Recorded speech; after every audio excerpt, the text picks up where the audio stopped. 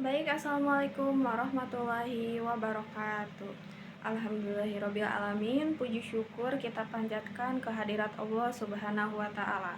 Tak lupa sholawat serta salam securah limpah kepada nabi kita, yaitu Nabi Muhammad SAW. Perkenalkan, nama saya Dian Kurniasi dari Prodi Pendidikan Agama Islam semester 2. Di sini saya akan memaparkan materi tentang pembinaan pribadi dan lingkungan Islami dalam ajaran pendidikan Islam. Langsung saja, yaitu ke penjelasan. Yang pertama, pendidikan Islam memiliki misi utama untuk membentuk pribadi yang beriman dan bertakwa, serta menjadikan lingkungan tempat tinggal dan pergaulan sebagai sarana tumbuh berkembangnya nilai-nilai keislaman. Nah, adapun tujuan ini tidak hanya menyentuh aspek individual saja, tetapi juga menekankan pentingnya suasana lingkungan yang mendukung proses pendidikan tersebut.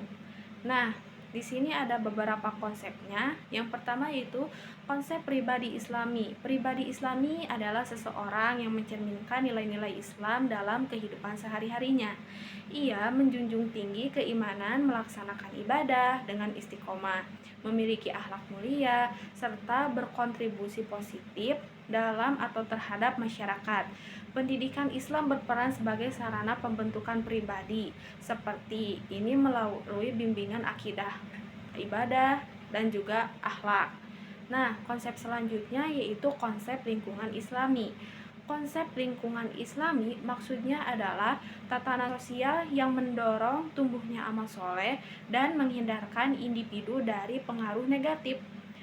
Ini tercipta dari interaksi antara keluarga, sekolah, dan juga masyarakat yang bersama-sama menghidupkan nilai-nilai keislaman. Lingkungan ini harus memberi rasa aman, damai, dan menyamai ukhuwah Islamiyah. Nah, adapun tujuan dari pembinaan pribadi Islam yaitu untuk pendidikan Islam melahirkan generasi yang memiliki karakter kuat, cerdas, serta secara spiritual dan sosial, serta mampu menghadapi tantangan zaman tanpa kehilangan jati diri dan keislamannya. Pembinaan ini bertujuan menjadi landasan untuk menciptakan masyarakat madani yang dimana diridhoi oleh Allah Subhanahu wa taala. Nah, lalu ada strategi pembinaan lingkungan Islami. Strategi pembinaan ini melibatkan usaha menciptakan budaya Islami dalam kehidupan sehari-hari. Hal ini bisa dilakukan melalui teladan dari orang tua dan juga guru, penerapan aturan Islami dalam aktivitas sosial, serta pemanfaatan lembaga-lembaga keagamaan seperti masjid dan majelis taklim sebagai pusat pembinaan masyarakat. Nah, lalu apa peran dari lembaga? Peran lembaga pendidikan Islam. Lembaga pendidikan Islam memiliki peran penting sebagai motor penggerak pembinaan. Guru bertindak sebagai pendidik sekaligus teladan, sementara kurikulum disusun agar seimbang antara ilmu pengetahuan dan nilai-nilai keislaman. Sinergi antara sekolah, keluarga, dan masyarakat sangat diperlukan untuk menciptakan keberhasilan pendidikan Islami.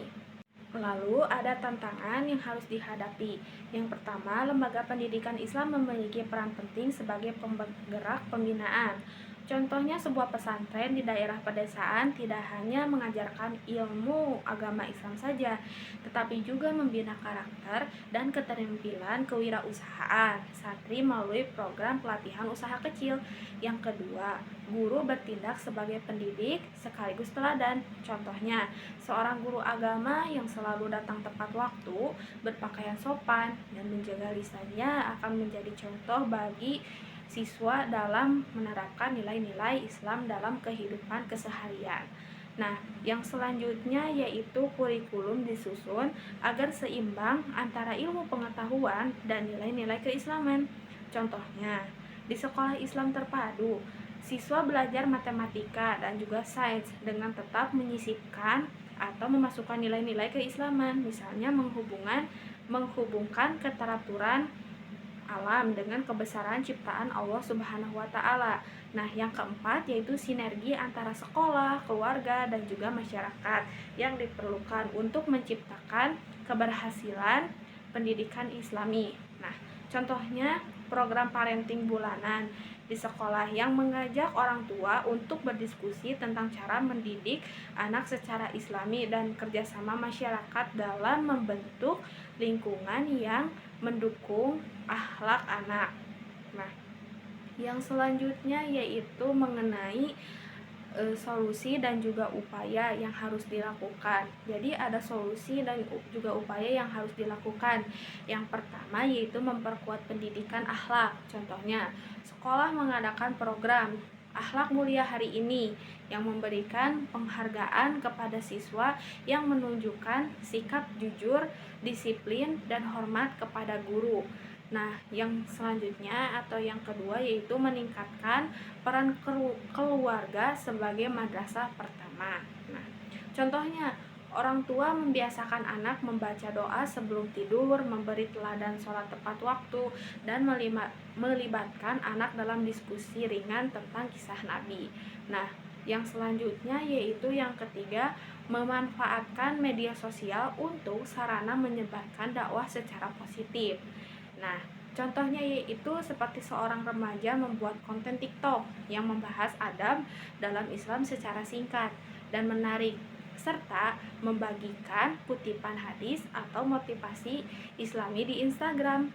Nah, seperti itu kurang lebih. Jadi, kesimpulannya, pembinaan pribadi dan lingkungan Islami adalah tanggung jawab bersama yang harus dilakukan secara konsisten dan terencana. Pendidikan Islami memberikan fondasi yang sangat kuat untuk membentuk karakter muslim sejati serta menciptakan lingkungan yang mendukung. Nah, pertumbuhan spiritual atau keagamaan dan juga sosial. Sekian pemaparan materi yang bisa saya sampaikan, kurang lebihnya dicukupkan. Mohon maaf apabila ada kesalahan. Wassalamualaikum warahmatullahi wabarakatuh.